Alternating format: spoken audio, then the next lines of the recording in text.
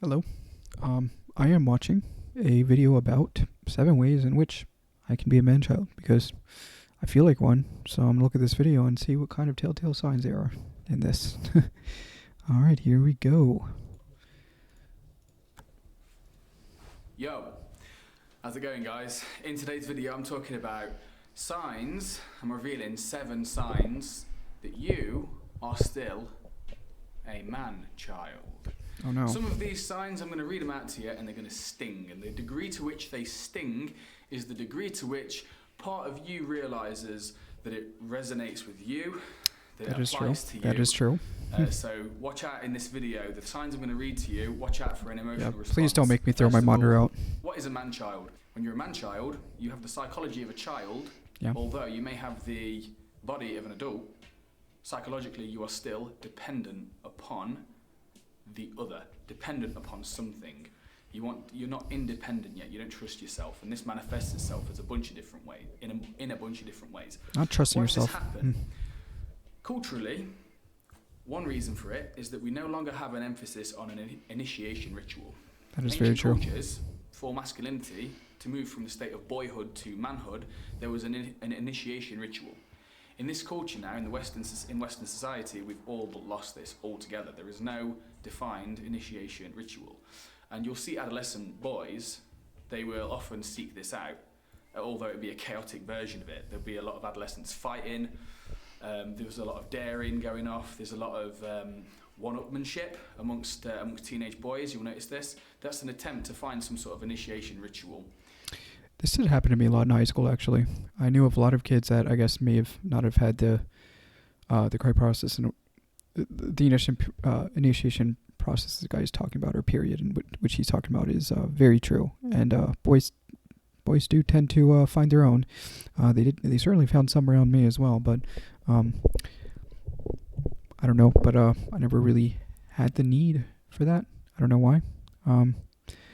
I never really had an initiation period until I moved out of my parents' house. I had to force myself out because they they cater to me way too much. So I've chosen to kind of release the bindings that they have shackled to my ankles and wrists. So this I can agree with.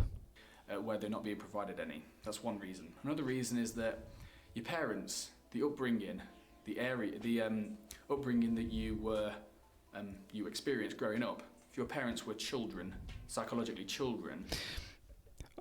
Yes, both my parents were psychologically children, which was annoying because I actually felt like growing up in a lot more situations than they could ever imagine. It was just generally annoying being around them, and it's unfortunate that they looked down on me because honestly I felt like the bigger one, but they felt the same way. So maybe this mismatch could be the flip scenario in which I haven't completely grown. But yeah, I mean, well, psychologically, in a lot of ways, I was more mature than them, other than the fact that they had more responsibility, so they had to at least mature in that way more than I did. But now I am working on that. So children cannot raise adults. So if your parents were satisfying some emotional need using you, and they may have done this unconsciously completely, then you are not going to develop into a healthy adult. Another thing that I can't help but feel that is a contributing factor to this is that there is an excessive amount of comfort in this society. Material comfort. There isn't an emphasis on challenge, and there isn't an emphasis on going out and confronting difficult and uncertain stuff. We often take the line of least resistance. Yes, this resonates with me quite a bit. Yeah, I mean, like, I always chose the path of least resistance until now, essentially. The past 2 months, I've grown quite a bit. But, before then, I just basically I never really challenged myself. In high school, I didn't feel like I had a challenge there. So I kind of just did the bare minimum, just coasted through school, coasted through community college, and I somewhat coasted through university. I did hit some challenges there because, my intellectual capabilities finally started reaching its limitations without, being completely lazy. That wasn't the main reason I wanted to drop out. It was annoyed with other things, but I'm glad I am going through this process of learning how to be more disciplined and to harness my own willpower much more than I could have imagined until now. And this is what children tend to do, okay? But as adults, we shape and mould ourselves into a person who can go out there and create and challenge and overcome. Unless we're pushed to do this, we won't do it voluntarily unless we have a good reason. And if we've never been provided a good reason, then that won't happen, will it? Okay, so those are the potential reasons, and this is obviously a very complex issue. So those are the 3 reasons that I came up with, on the cuff really. Now these are the signs, the 7 signs I've come up with, that you are a man-child. Number 1, an excessive desire for romantic and sexual approval. This is akin to you wanting some sort of approval or recognition or attention from the mother. Okay? Obviously I'm still speaking to men here. It's you wanting... I do have these urges, and I do have these yearnings for approval of the quote-unquote mother,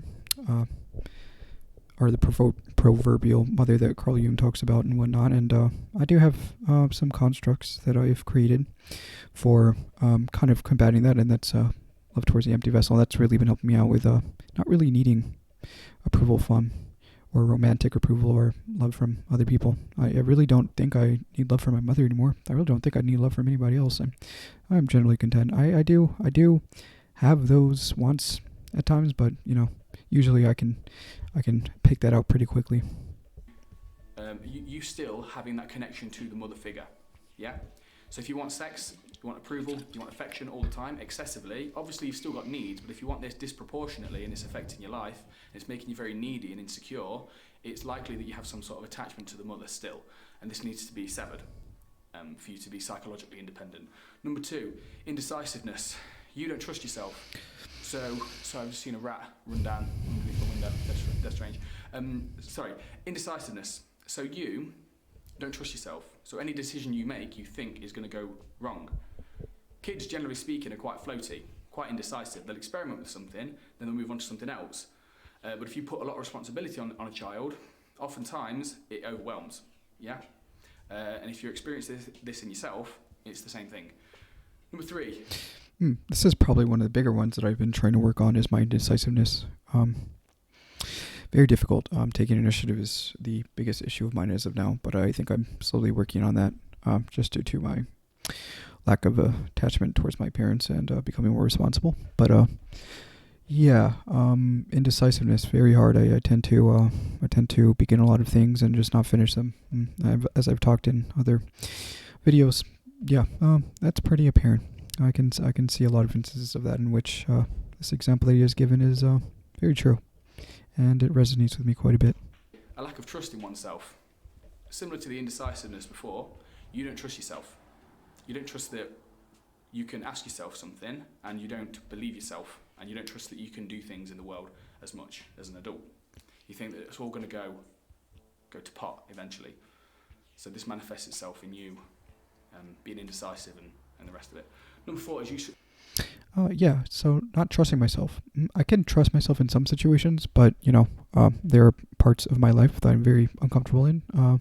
Mainly the more mechanical side of things, but I've been doing more of that, and I'm slowly gaining confidence, but not trusting yourself is probably, it kind of just roots from confidence, and, that stems from experience, and experience away from being dependent on external factors, mainly pertaining to your parents, and actually making decisions for yourself. So, again, that just takes some time. So, and I'll give it myself some time. Struggle to accept responsibility for yourself. Children have pretty fragile egos. Children take everything personally. When you take responsibility for yourself, that means accepting blame. That means apologising. This means you need to sacrifice your ego. The ego needs to be tested, and the ego needs to be broken down and rebuilt again. But if the ego is very fragile and can't take it, then it's not going to be allowed to take responsibility. It's not going to happen. So in a child, with a man-child, you will struggle to accept responsibility because you still have the ego of a child, which is very fragile. Number 5, in a relationship. Yes, very big for me. My ego is very fragile. There are multiple examples in which my ego has been shattered, and I had to reconstruct it a couple of times. And the more I reconstruct it, the more and more confident I get, and the more I can take responsibility and whatnot. So yeah, ego is definitely a big thing. But that also pertains to fear of failure, because failure kind of reflects your own competency in a given situation, and especially if you see yourself as somebody that's fairly intelligent, and competent in some matters, whether it's more intellectual, brainy, or I guess mechanical. Okay. So the thing is with ego, you tend to build it up in like one domain, something that you see yourself as good at. For me, I like to say I'm fairly intelligent. So anything involving intelligent activity, I tend to take less responsibility of, just because of the fact that I don't want to shatter my fragile ego of my identity that I've created for myself. Whereas I'm more likely to be careless about, I don't know, taking my battery out of my car and changing it, or trying to do more. I guess I tend to be more exploratory when it comes to something that does not involve the ego that I've built for myself, and my identity and whatnot. So this is very true. Very true. In relation to that, you take everything personally. Okay, something comes up, you assess what it means in relation to you. Did I do something wrong? You don't accept that you, as an adult, are part of a great interweb of reality in life, and that you are actually relatively insignificant. So you take everything personally, and the ego, with it being as fragile as it is, always seeks to repair itself because it's always being damaged. Yeah. Number 6, you're afraid of commitment. Okay? You're afraid to commit to something long term, because commitment means responsibility. Yeah? You take responsibility, the more you commit to something, the more that is demanded of you. Because as we mentioned earlier, you place a lot of responsibility on a child, it can be quite overwhelming at times. So you struggle. So you'd rather not commit. You'd rather just commit a little bit over here, a little bit over here, a little bit over here. That's in relationships, that's in career, that's in everything. This one is very true as well. Yep, commitment is a huge thing, but that's just due to the fact that, like you said before, it's kind of ties to responsibility and knowing that it's going to take more energy and focus. Also, undermining your ego again, because if you focus, put all the energy on something, and you fail, that hurts a lot. That hurts quite a bit, and that's why a lot of people tend to have scattered attention, man-childs per se, or Peter Pan syndrome. I'm one of them. I'm certainly one of them. It's apparent, obviously. But yeah, commitment, yeah, that's going to take a lot of work. Yeah. Number 7, and last one, you're emotionally volatile. You throw tantrums as a means. I wouldn't say emotionally volatile. I am sensitive. I am sensitive, but I tend to hide it more. It tends to go deep into my unconscious, and I tend to forget about it, and it comes back later. So it's kind of like hard to deal with those things that most people tend to deal with on the spot or on their feet. Typically, any healthy human would do that. They wouldn't push down their emotions, but but I wouldn't say my emotional volatility is too high, but that is due to my current circumstances and what people would diagnose as depression and whatnot. So if I were a generally healthy man-child that was maybe more ignorant about the world and and is unwilling to integrate itself with the world and society, I probably would have been in that spot. But I'm in a different stage as of now. But yeah, emotional volatility, it can be up there. I tend to suppress it more than anything else. So nobody really sees it. Is it getting your needs met? If your needs aren't met, you struggle to set boundaries, you struggle to ask for what you want in a healthy adult manner. You expect that people just know what you want, and if they don't give you what you want, you throw a tantrum without clearly communicating it. Because when you clearly communicate something, you make yourself vulnerable. And to a child, being vulnerable is tantamount to a kind of threat of death, really. Signs that you're a man-child, all 7. 1. Yeah, that is very true. Maybe a lot of people wouldn't see it in real life, but there are a lot of instances in which some people that may be seeing this video, I'm not sure, probably not, that could agree with that testament that he just said. So yeah, hard. Yeah, I don't know.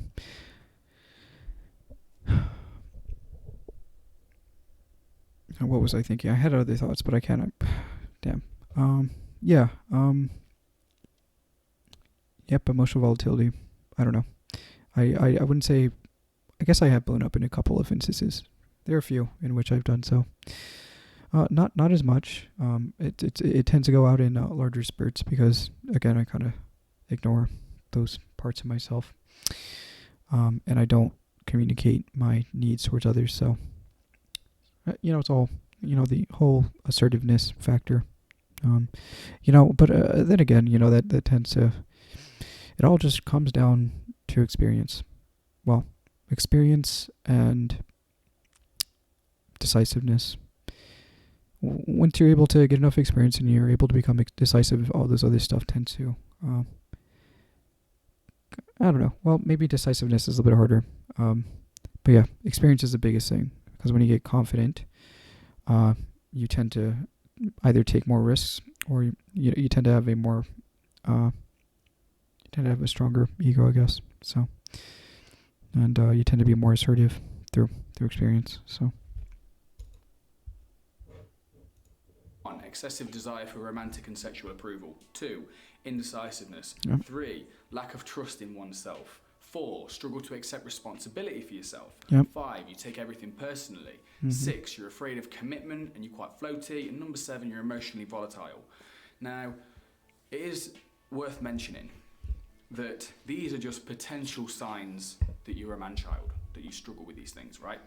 This is not just a definitive, this is my problem, this is exactly what I'm facing. I just thought I'd write a bunch of things down and see if you could put 2 and 2 together.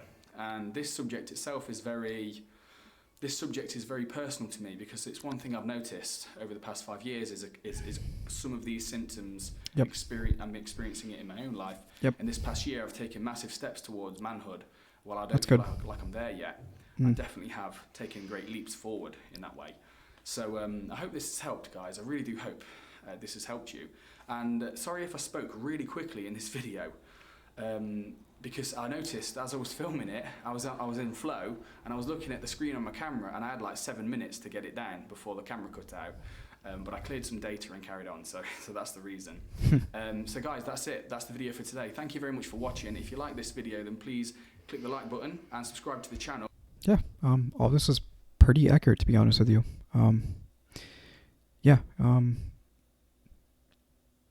I'm glad I watched this. I'm really glad I watched this, actually. So, I know how I can fix these problems. My 2 problems, biggest ones, are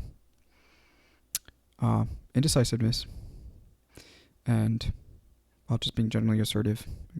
And, but, this tends to go down to just me doing things, right? Just experiencing the whole spectrum of life and whatnot. So, yeah, I really just need to do things and gain experience and become more confident. And that's by committing to something as well. I don't know what I'm going to commit to, but I'm hoping I can find that soon because it's difficult being a man-child. All right, I think that's it with this video. I hope you guys have a great day.